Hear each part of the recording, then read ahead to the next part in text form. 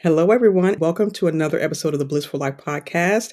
Today, we are talking about radical rest, an important part of radical self care, which I talk about a lot. Today, we have our guest, Miss Coniah Adebayo, and she is going to share with us some of her perspective on rest, what it should look like in your life, how it can actually heal you. And so, let's tune in. If you have questions, leave them in the comments. Be sure to like and subscribe to our podcast afterwards.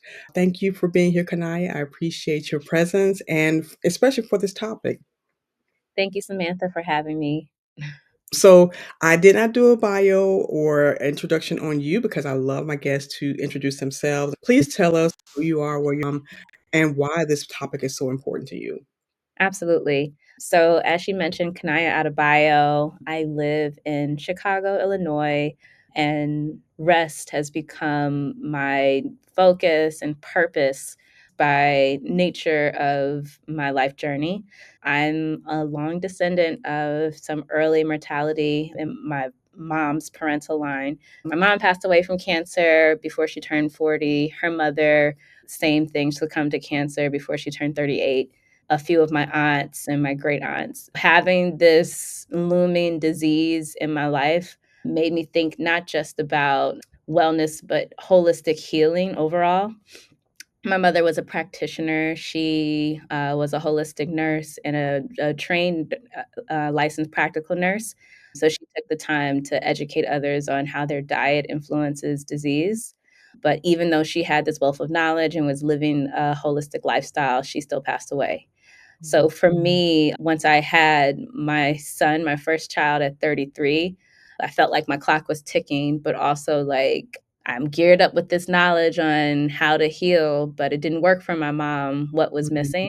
I think the element of that was like, rest. Like she was working around the clock as most Black women are, showing up for their community, showing up for their family, showing up for their friends, but not really saving space for themselves. So since 2022, I've taken it on as my mission to educate myself, really understand, put into practice, and then hopefully share with others the different components of rest that heal.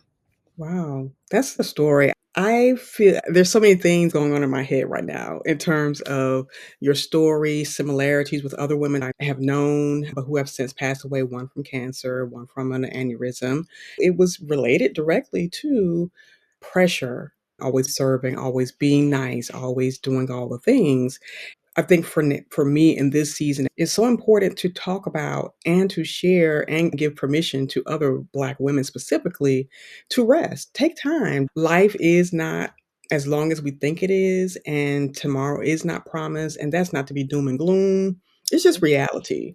In your process of doing your own research, you have this wealth of knowledge and information. What made it click for you that it was the rest piece that your mom was missing? In pretty general terms, if you looked at all the different components of healing, healthy diet, healthy Mhm. exercise, temperance, integration of those things, she had those down. We were vegans who ate mostly whole foods. She had a very consistent workout regimen, prioritized healthy respiratory system, anaerobic activity, drinking water, getting out in sun. So all of the traditional methods of, preventative health, it just didn't make sense. Those are the things that are supposed to ward off disease. I think there's a dovetail into environmental factors that also can cause disease. At the end of the day, for what the body needed, it seemed like she was doing all those things. And I learned of so many people. You have athletes, marathon runners, people whose whole life is dedicated to optimizing their body still get cancer, still Yeah. end up with heart disease, heart failure, hypertension, high blood pressure. But on paper, they're doing everything right. And like you hear the doctors say, this is an autoimmune response, or we don't have a reason for why you're dealing with this. So let us medicate you. Wow. Yeah, that makes a lot of sense because so many people who you would never think because they're doing all the right things. But let's talk about the ways in which stress and anxiety, and I think even stress about your health can drive different issues as well, because when your body is just not ever in a relaxed state, when you don't really have that homeostasis, even though you're eating right, exercising, all that stuff, your nervous system is still kind of out of whack. This is my favorite topic to talk about. I'm sure a lot of people have noticed a trend in conversation about nervous system regulation, as our nervous system is the core component that powers and communicates with the rest of the body. Every time we go into fight or flight mode, whether that's a perceived fear or a real fear, our body Mhm, has a natural response to it, whether that's increasing in cortisol, the hormone that manages stress. Our body instantly responds. And if we don't have a process for releasing and allowing the nervous system to go back to homeostasis, it has to go somewhere else in the body. So yeah. that can accumulate in your stomach and give you digestive issues, that can accumulate in your arteries. Like most diseases are inflammation. This Mhm, inflammation of the external stressors, whether they're mental or physical, that we're putting on the body. So, I think of it in two categories. External stressors could be I'm eating things that have a ton of cholesterol, mhm, and that's like, physical manifestation of stress on our arteries and our blood sugar level. But the mental external stressors are I'm worried about my work deadline. I have to organize my holiday calendar for the year, plan pictures, make sure everybody is fed, make sure the house is clean. And I have to continue to do this because I don't really have time to rest. I have time to sleep on a schedule, mhm, but in mhm. terms of like, my goal is really to destigmatize what that means and also understanding that number 1, rest is a priority, it's not a privilege. We Sure. live in a society where everything is governed by capitalism. Can you afford to rest? But Right. how can we integrate simple tools into our everyday, life to Mhm. rest? Absolutely. That's such an important thing to note, because when we're out here hustling and grinding and doing all the things and this no sleep culture, it's not just about being productive, but again, about our minds not ever shutting off, our emotions being so wrapped up and tied up into this performance Mhm. mindset that we adopt, whether it's your own business or you're trying to climb the corporate ladder. The bottom line is you never get to rest. You never get to calm down. You never get to just be present. And that just really exacerbates so many things. And so if you did have a gene where you're susceptible to cancer, autoimmune disease or whatever, because it just triggers it. Like you said, all those things just pile up, and I noticed that in so many women that I have known over my life, how they've just never had a moments of peace. When I found my own health issues happening, I remember that. They never had peace. They always had some kind of trauma that they never really dealt with. They had family issues that they couldn't really speak about, and it was just always a suppressed energy. They were always just trying to keep a happy face and grinning and bearing it. That just causes more and more trauma to your body. Absolutely. I think women have had the brunt of society forever, Black women especially. One of the things that we know is true is that the world will continue to take, take, take from us until we tell it not to. But there's also this obligation of like, if I don't give, where's Mhm, my value? So that's why this rest conversation has to be tied to like self worth, value, and filling your cup before you go and fill others. So it's a really important topic. I think people see rest and they associate it with just like, having a good sleep routine, which is mhm, a part of it. Getting sleep is a good way to optimize your body. But knowing how to shut down some of the functions of your left brain and allow the right brain to do its thing, going into that parasympathetic state, whether that's through meditation, mhm, um, being in communion with great friends that make you feel safe. There are a lot of ways we can call productive rest or active rest that allows you to tap into some of the healing properties of rest that you may not get from sleep alone. So let's talk about your 4 types of rest that heal. I'm really interested in hearing that, and I'm eager to share it with my listeners as well as the audience over on LinkedIn. I can't claim ownership of this. It's been circulating for a while, and the doctor escapes me, so she'll have to forgive me. She came up with 9 different types of rest. I focus on 4. The first one being sensory rest, so, like, the environment you're in that allows you to go into a rest mentality. Meditative rest, so that's, tapping into the spiritual, becoming one, and mindfulness. Communal rest, being in great circles of people that make you feel safe, like laughter, doing things that, make you feel good, gathering for events.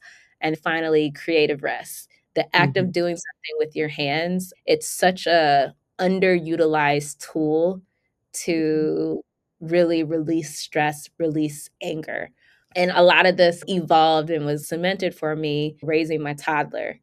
We have a Montessori school, and one of the things they do to redirect emotion is if you're having a tough day, big emotions, you can go to this corner and paint.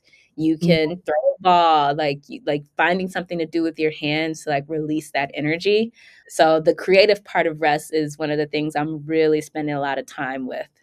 Okay. So talk about the sensory rest. What does that entail? I think this is like the classic understanding of rest. When you go to a spa and you think about the type of colors in the environment, usually low, muted colors, calm whites, beige, things that aren't activating your neural responses to colors.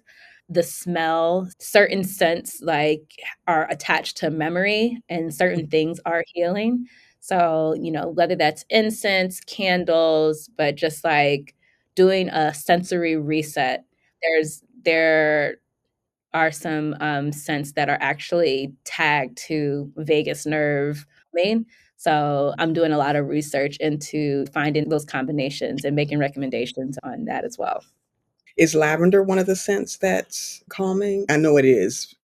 Yeah, anything that you hear in classic aromatherapy, I think it goes back centuries for a reason, like Sure. lavender, lemongrass, a lot of the menthol, type scents like eucalyptus, Mhm. spearmint, they all do different things, but most of them help signal that you're in a calm and relaxing environment. What about number 2, the one dealing with meditation? So meditation, that's really like focusing the mind. So a meditative practice, it's different for most people. I think Mhm, the classic meditation, whether it's from Eastern religion, of sitting in one place, thinking on positive thoughts or sitting in silence. I know people, especially athletes, use running for meditation because they're focusing on one thing at a time that mhm. allows them to shut down the noise that's going around and other topic areas of their life. I grew up running. I ran cross country in high school and I still try to run a couple of days per week. It's very meditative for me. Even if I can't clear my mind completely, I'm usually focusing on one thought. Mm, Prayer is directly tied to your spiritual life and spiritual acumen. So, whatever belief system you fall into, having that role of meditation, you'll notice it's tied to healthier living. There was a documentary about the blue zones and some articles about the blue zones in the world. And essentially, these zones are where people live together and mm. have the longest median age of life expectancy. Okay. A few of the similarities to each of these blue zones were number one, they had a purpose in life. They had something to do with their hands, something that brought them purpose. Two, they lived in a communal environment, so like shared responsibility, care. Number three, they had a healthy diet. So their diet consisted like low glycemic foods, Mm. healthy fats, nuts, grains. And then four, they practiced some aspect of prayer, spirituality. So they already kind of tap into the main components of rest and different Right. manifestations. I love that, and I remember my thoughts, but I wanna ask you mainly about safety, that underlying fear or lack of safety that a lot of Black women have, and Mhm. it interrupts I think not just the nervous system, but your peace of mind. So, can you talk to that a bit? And especially, I don't know, I guess I'm thinking about your mom as well and her mom and how even during that time period, there was just a lot more emotionally we had to deal with and this feeling of not being safe and how that disrupts your intentional rest. Absolutely. So this is a heavy topic for most. There's a lot of study that's going into trauma-informed care, and there are studies that are actually showing that trauma is found within the DNA. So when they Mhm, talk about passing down generational, they're talking about perceived trauma and how that has guided the development of generations down the line. If you're not finding a new neural pathway or a new way for the brain to look at stress and release, mhm, you're carrying that in how you respond to different stressful environments. And you're not set up with the same baseline of how resilience is built. You're kind of starting behind the line. mhm, Um, Safety and understanding of safety is different for everyone because everything that we experience or believe happens in our minds first. A perceived threat can be just as strong as an actual cheetah chasing you. If you feel someone is out to get you, or see scenarios as unsafe, whether it's someone's yelling at you, whether you don't have like your basic hierarchy of needs, like I don't have mhm, food, shelter, clothing, I'm not clear, or I don't have a control over my own survival. All of those things impact our perception of safety. Although we're talking about this concept of rest, mhm. it's really, really hard to rest if you don't have your basic needs met. You can't talk down to people who are in these destitute situations about how you need to rest to heal if their basic Mhm. needs aren't. Absolutely. I'm glad you brought that up because the survival mode, being a perpetual survival mode, which is like at the basic level of the Maslow's hierarchy of needs, and not just the physical needs, but just the social needs, spiritual needs, the need for connection with others. Those things matter. And when we're so preoccupied with trying to survive and feeling physically, emotionally safe in public places and on the job, it's really hard to relax. It's really hard to feel like, okay, I'm in a good place, which is why it's so important to have good friends where you have safe spaces with and family. That's important as well.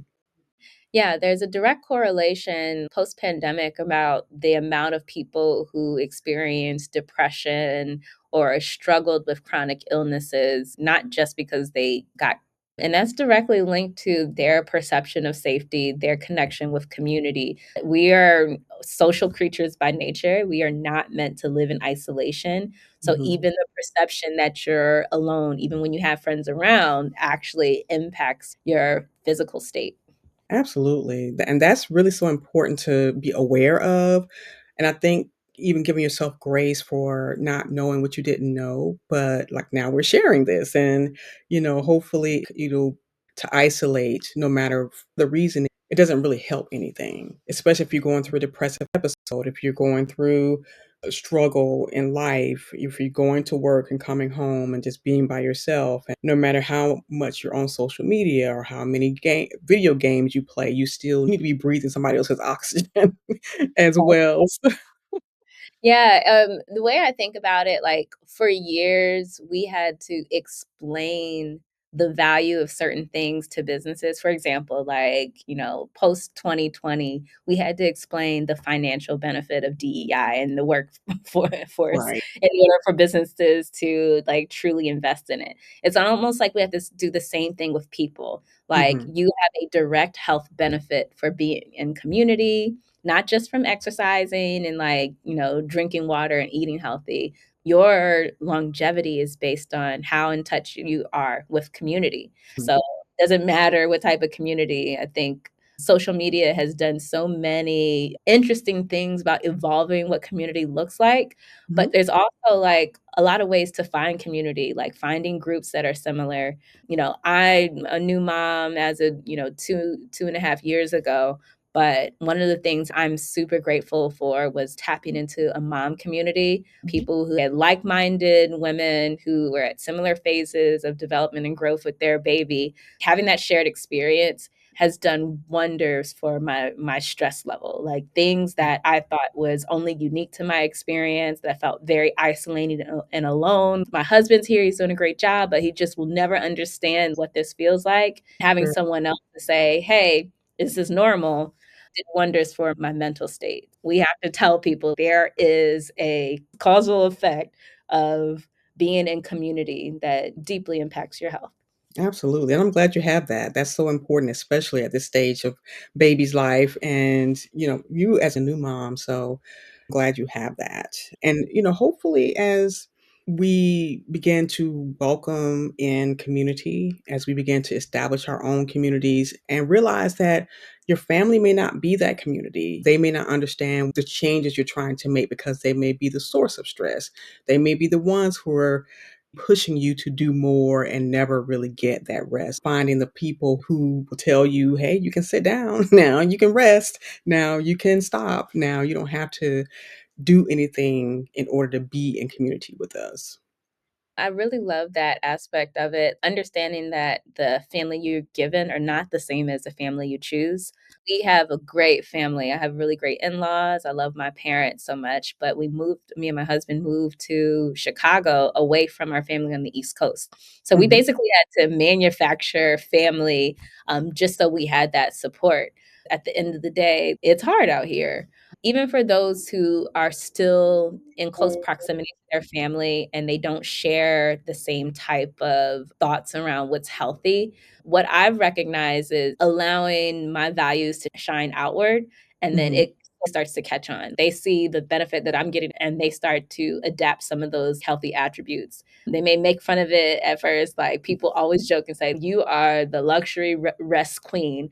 And I'm like, I got to do what I got to do for me. I find my lane Absolutely. where I So tell me, for those women or people who are listening, they have children, how do you incorporate rest? Because I know that's a big issue with a lot of women. They have kids, they have all these things to do, they're working, and it's just nonstop from the time they get up to the time they crash at night. I wanna clear up this misconception. A lot of people think that rest is something you can escape from life and go do, Mhm, but there's actually a heavy work component to it. I schedule rest the same way I schedule life. It's a built-in aspect of life, for me and my husband. I'll give you a small example. We were kind of ad hoc living life, like on the baby's schedule, his feeding, sleeping, daycare routine, cleaning up the house, going to mhm, work. Both of us work full time, trying to show up for friends and family, going to events. And we were burnt. And this was before he even reached one.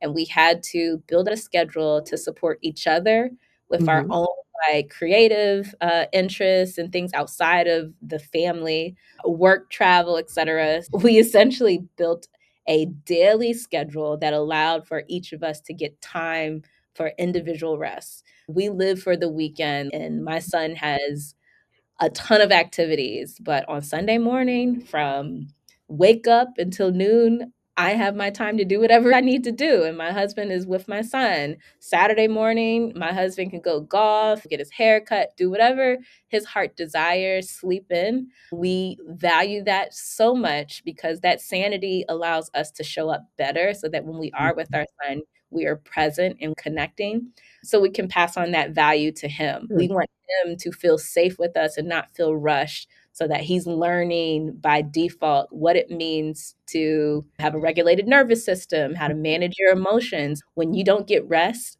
you don't do that naturally. You are always at a disadvantage. That's one of the things that we want to leave with other people.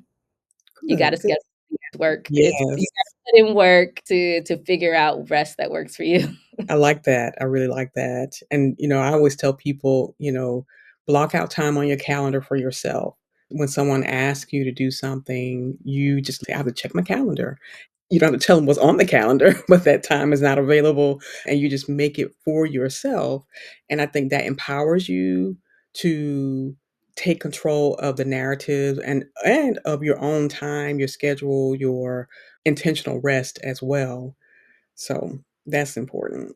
Yeah. Question go ahead. There's a popular quote, discipline equals freedom. If you apply that to your rest ethic, you'll understand that the challenges you were having before start to feel a little bit lighter, right? Committed to rest, so it's a boundary setting. I'm building boundaries around this, just like I wake up in the morning and work out at 5 a.m. or I'm eating healthy foods. I'm building time every single day to rest and whatever manifestation of rest that is for you. Wow, I love that. We've talked about some really great topics, and I'm thankful that we got a chance to have this conversation. But I would love to know, what is the message you want to send to specifically women and Black women about rest and how they could be more intentional about it? I think I opened with this. My statement is rest is not a privilege, it's a priority. And if you treat it as such, it's going to reward you. Thank you. I appreciate that, Kanaya. Could you tell us where we can find you online to learn more about your rest ethic and how you are evolving this conversation? So, right now, I shared that I'm on a journey to educate myself. I'm doing some extensive trainings in the different modalities of rest that I mentioned. You can find my social media handle at The Helpful Habit on Instagram, and then my website, www.thehelpfulhabit.com. It's going to evolve very soon. We're starting a podcast. And eventually, the vision is to develop a physical space in Chicago to help educate others and give different toolkits on effective rest. Thank you so much. That sounds so exciting. We'll have all your information in the description below.